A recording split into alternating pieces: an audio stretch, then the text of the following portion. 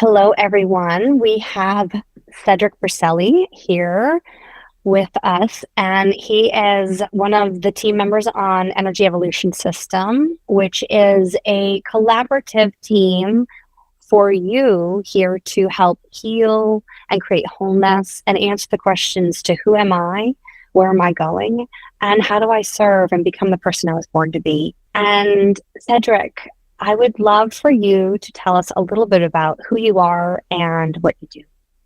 Hi, Amy. Thank you for having me. It's a pleasure to be part of this team, this cohort.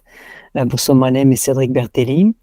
Currently, I live in California. I'm the founder of the Emotional Health Institute, which is now operating out of the US, France, and Japan. The Emotional Health Institute developed a body of work called Emotional Resolution, or EMRES. And what do?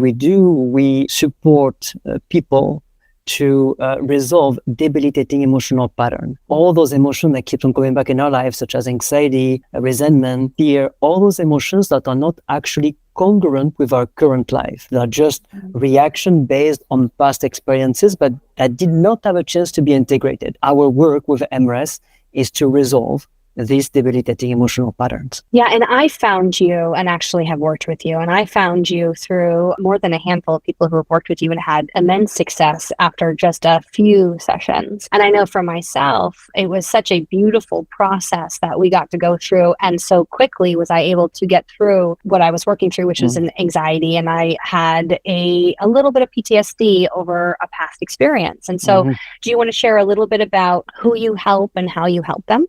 Yeah, absolutely. So who we help, it's a dense question. We don't really have a niche. I would say that we help pretty much everybody, as everybody has some kind of PTSD in a way, we help people with anxiety. We help people who feel that they're about to reach another level and for some reason they can't. They're afraid to be seen. We are helping people who carry trauma, for lifelong. And so that toxify their relationships with themselves, with others, with their partners. We have people, sometimes, anybody who realize and they carry emotions that toxify their life. And how do we do it? What we do in a way, it's very simple. It's not easy maybe, but it's simple. We understand today that all these emotions that keeps on coming back in our life are outdated predictions from the brain. And your body find itself, your body, your brain, your whole self, find itself in a situation when it recognizes one or several elements that was present during a past trauma, remembered or not, your body is instantly going to generate physical sensations. We call that interoception. Basically, when you find yourself in a situation when your body recognizes that was a danger for you, it is going to generate the physical sensations that you felt during a specific trauma. Those physical sensations let us know that we're feeling an emotion. Those physical sensations are outdated prediction. What we do as human beings is that when we feel an emotion, we control. Either way, we shut it down. We control how we feel by breathing, by thinking, etc. Or we try to control what we think created the emotion. And this maintains the emotional loop.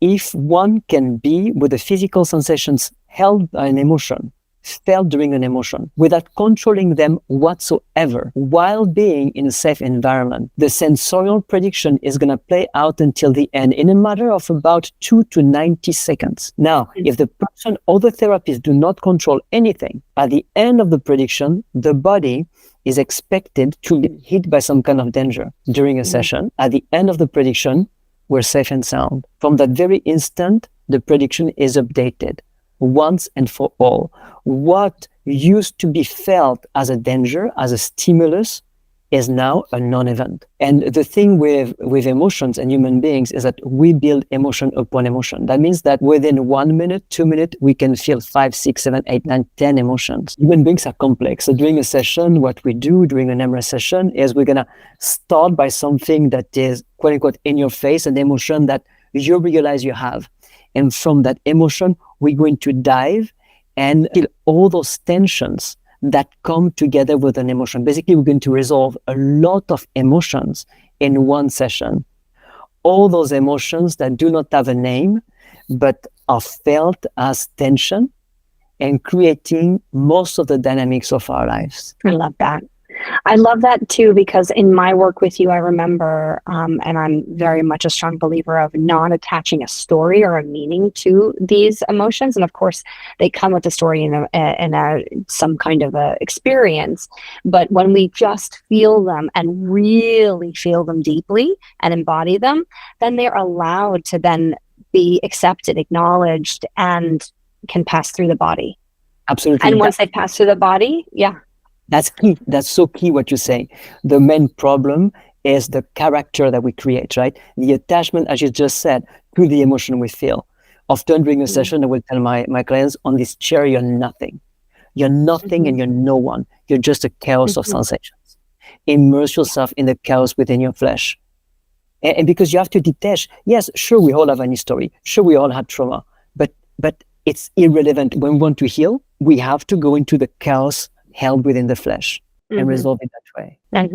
And I would also speak to and say that because you're feeling such immense emotions all at once, and whatever, if these emotions were built up on each other or whatever the case may be, that whole fell swoop of emotions that you have felt, maybe those are stored from, years and years and years and years and years ago, but because they're the same vibrational frequency, that once they're passed through the system, they're all gone.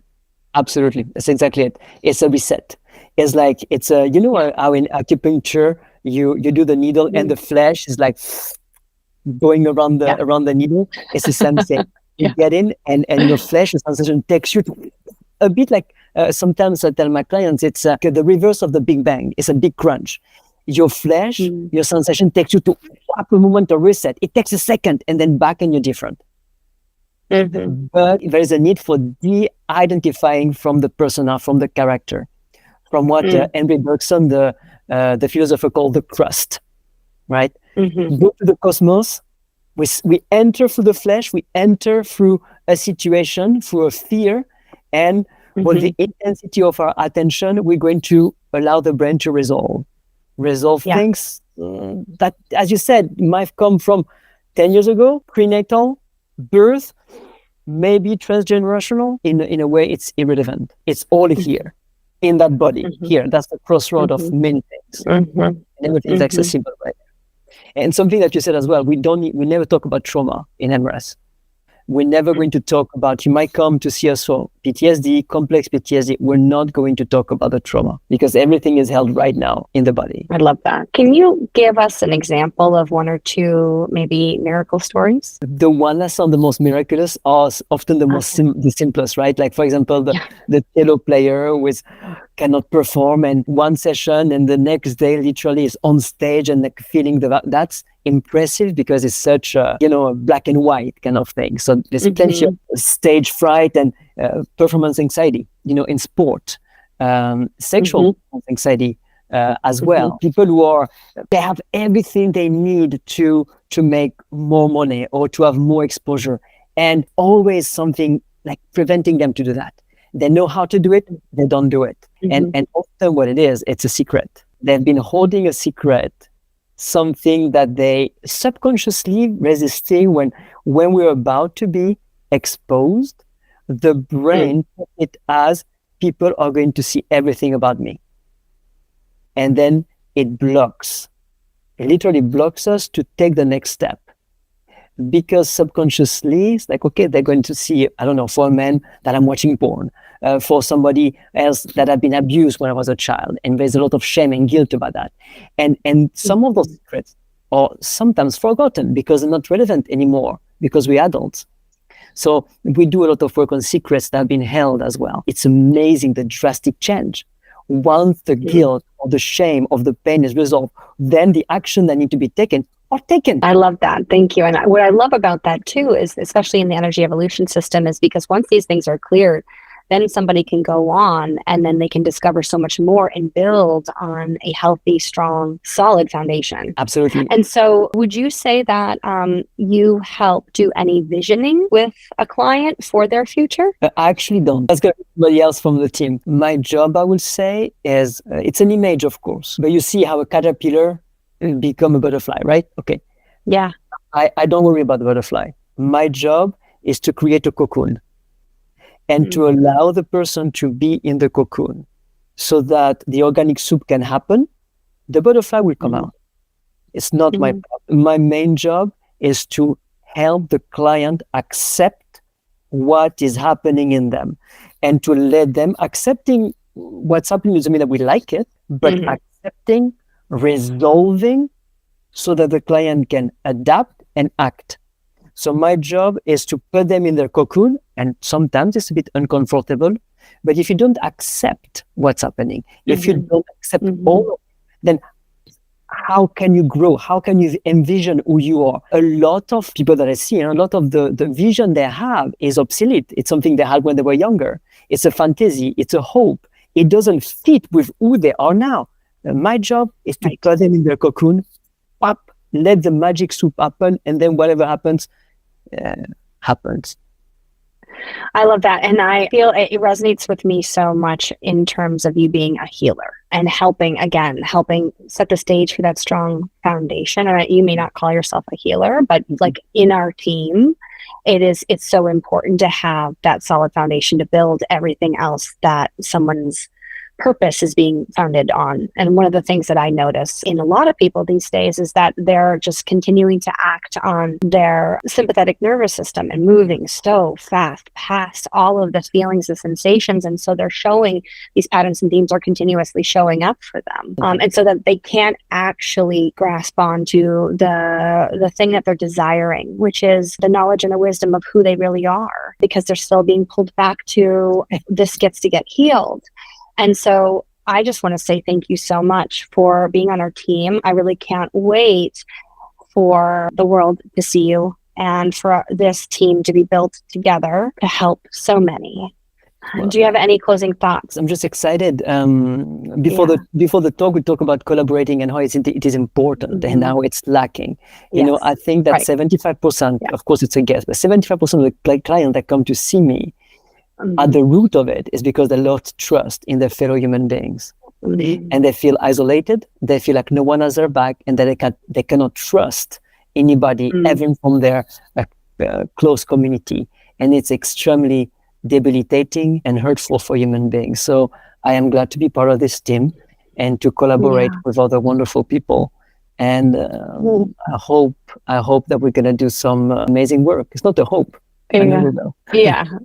Well, I know that you do, as I've worked with you. And like I said before, you've worked with so many. I know that you do amazing work, and I know that all together we're going to do amazing work. And thank you so much for bringing that last piece in, because as we were talking, and I'll just be totally transparent, it has been a challenge for myself to see the world be in a competition and in this way where collaboration doesn't seem to be the fit, and a lot of disconnection. And I think it's so important for us to work together as a team and build teams around people to support in all the facets that they're in your life. And so you're such a great addition to this team, and I'm so grateful.